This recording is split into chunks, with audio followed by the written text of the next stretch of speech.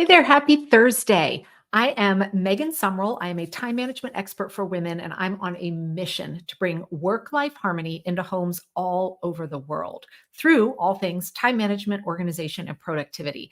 And today, I'm really excited to share one very subtle but incredibly impactful thing, especially if you work from home, that you can do in your work environment at home that will 100% change your productivity.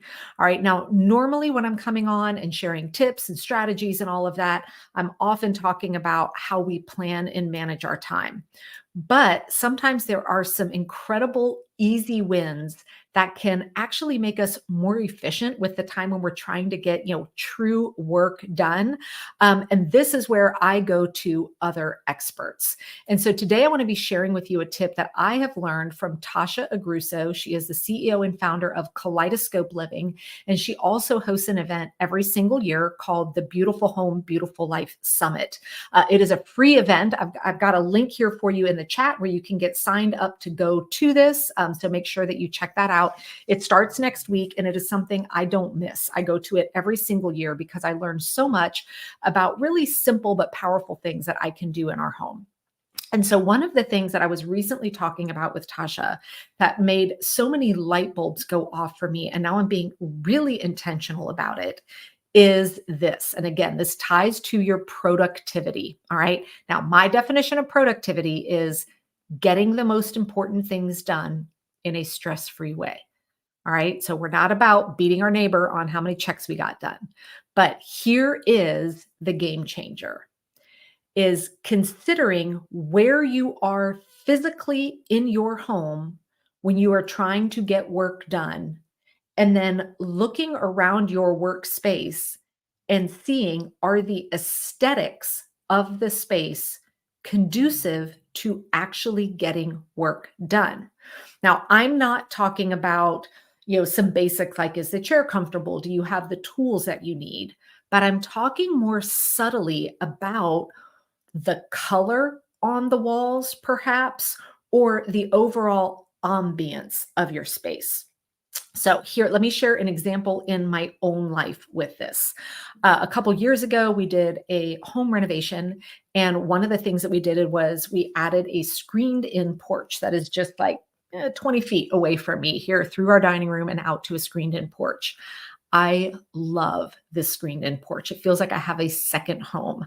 It has beautiful plants. It's got some nice muted colors. The outdoor furniture is really cozy. It's got a nice fan. And we intentionally, when we were creating the space on our screened-in porch, we knew we wanted this be like a place to go and unwind and relax. We've got a little fire pit out there, and I love it.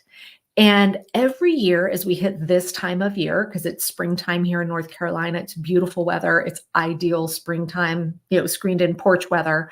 My husband, who also works from home, will oftentimes come down and be like, "Oh, I thought I'd see you working out on the screened in porch today."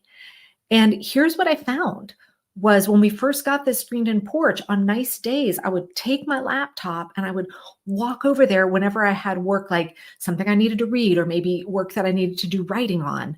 And I would go sit out there on the screened-in porch and I would find I couldn't get in motion.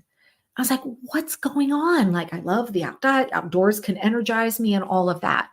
Well, after having this conversation with Tasha, the light bulbs went off for me. The reason I cannot be productive on our screened-in porch is because that is a space that was intentionally designed for unwinding. So I typically do go out there late afternoon, kind of that window before end of day and dinner prep. And that's where I want to go with a book, with a cold drink, whatever, and sit and unwind. And that is what the atmosphere in that space has. So it's no wonder why anytime I try and do work out there, it just doesn't happen for me. So I want you to consider, where do you currently sit or set up shop, right? You may not have a dedicated office. Like I have a dedicated office in our home now. That was something new for me a couple years ago. But prior to that, I used to sometimes work in the kitchen, sometimes work in the dining room, right? And I know a lot of people again, due to space limitations, may like to try and work in their bedroom. Well, let's say you're working in your bedroom. Take a look around. Chances are you have got colors on the wall, an overall feel in the room that may be one that is designed for rest, right? And so when you're sitting down to work, if the colors there, anything in your line of sight are things that are trying to mellow you out, well, you're kind of fighting against yourself. Now, here's the good news. This doesn't mean that you need to go through and do some massive overhaul on like, well, I got to redecorate my old house and paint all my different walls. No, there are some quick wins that you can put in here. So first and foremost is, where do you set up shop for work? And then take a look around. And let's say there is the example of, hey, I'm in my bedroom, but yeah, I don't want to make my bedroom bright, right? I want to have this be a place that helps me for rest and relaxation. Well, there are a couple key things that you could look at. Maybe there is a lamp that will change the lighting in that room for you during work time to create whatever lighting energizes you. Like, I need a lot of light in order to be productive and awake and work. Like, I like bright, bright lights. So you could have a lamp there that gave a ton of light. You could even have, a lot of times I've seen people get like one of those screens that they can put around kind of their workspace in their bedroom. And that could be colored on one side that you see when you're working, but then muted on the other. So when you're in bed, it doesn't, change the aesthetics of the room there. And then also, are there some quick wins of just a little thing, whether it's a picture, whether it's a pen, whether it's your notebook, whatever, that sits right there with you on your workspace, that also brings that energy of productive to you, right?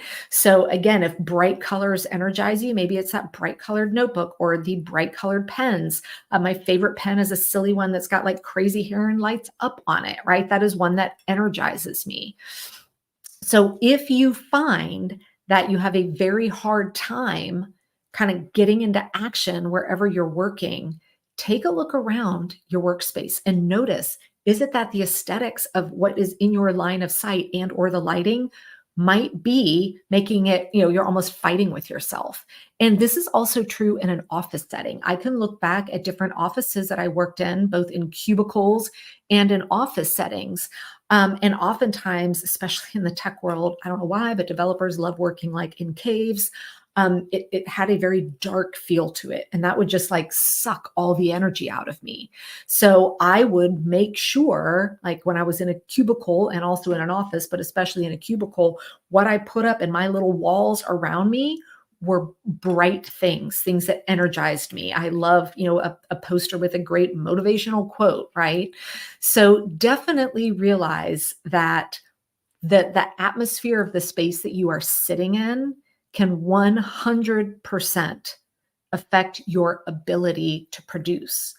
And so if you find that you're sitting down to do something, like let's say I've got some big project and I were to go plop down on my screened-in porch, if I find myself going, God, I'm having a hard time like getting in gear, ask yourself, do you need a location change? Or maybe do you need to add something to your location that helps align better with that productivity? Now, if you want to learn more about tips for creating a productive workspace, Tasha was on the Work Life Harmony podcast with me just this week. So you can go to any podcast player and just search for Work Life Harmony. You'll see our podcast pop up, and it's the latest episode there. She is my go-to for all things helping to beautify our home and make it a space that we can all enjoy. And then if you want to join in on her free summit, Beautiful Home, Beautiful Life, at the end of this year, she will have served over 250,000 women in this event. That's how amazing it is. I've got the link for you here in the description as well that you can go ahead and check out. And if you're already signed up, I'd love to know that. And I look forward to seeing you guys there next week, because that is where I am going to be. But if you've had any aha moments here watching this today where you're noticing, oh, there might be a change that I want to make, I would love to hear about it. So go ahead and drop it in the comments here. And I will see you guys back here again next week.